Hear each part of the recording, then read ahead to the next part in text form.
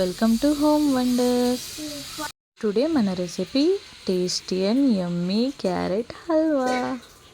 పిల్లలైనా పెద్దలైనా ఎంతో ఇష్టంగా తినే టేస్టీ క్యారెట్ హల్వా.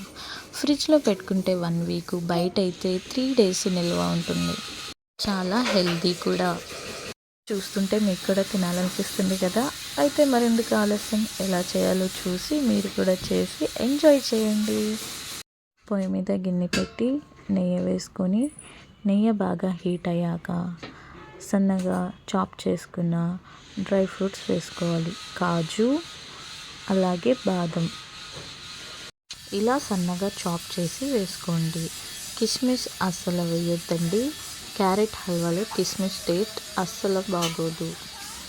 మీకు కావాలంటే పంకిన్ సీడ్స్, పిస్తా యాడ్ చేసుకోవచ్చు.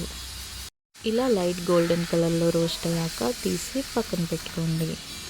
అదే ఆయిల్లో తురిమిన క్యారెట్ బాగా వాష్ చేసి ఇలా సన్నగా తురమాలి. ఇలా తురుముకున్న క్యారెట్ నెయ్యిలో వేసి బాగా ఫ్రై చేయాలి. అలాగే ఇంట్లో మినీ ఫంక్షన్స్ జరుగుతున్నప్పుడైనా, ఏమన్నా పార్టీకైనా చేసుకుంటే చాలా టేస్టీగా ఉంటుందండి. ఇలా ఒక 100 మెంబర్స్కి అయితే ఒక 5 kgs అలా చేసుకుంటే ఈజీగా సరిపోద్ది. మంచి టేస్టీ స్వీట్ పెట్టినట్టు కూడా ఉంటుంది. ఇలా మొత్తం మిక్స్ చేస్తూ కలుపుతూ మూత పెట్టి కాసేపు మగ్గనివ్వాలి. 10 to 15 minutes మగ్గాక ఇలా మూత తీసి మళ్ళీ మొత్తం మిక్స్ చేస్తూ కలుపుకుంటూ ఉండాలి.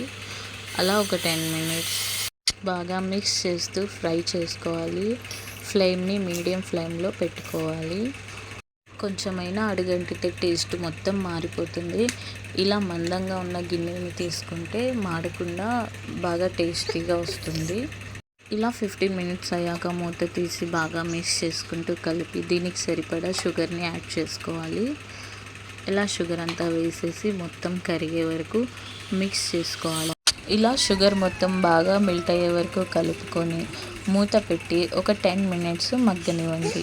షుగర్ అంతా క్యారెట్కి పట్టి దగ్గరికి వస్తున్నప్పుడు ఇలా 10 minutes మగ్గాక దగ్గరికి వచ్చిన తర్వాత మూత తీసి ఒకసారి బాగా మిక్స్ చేసుకొని అందులో ముందుగా ఫ్రై చేసి పెట్టుకున్న డ్రై ఫ్రూట్స్ వేసి బాగా మిక్స్ చేయండి. అలాగే కొంచెం ఇలాచీ పౌడర్ వేసి బాగా మిక్స్ చేసుకోండి.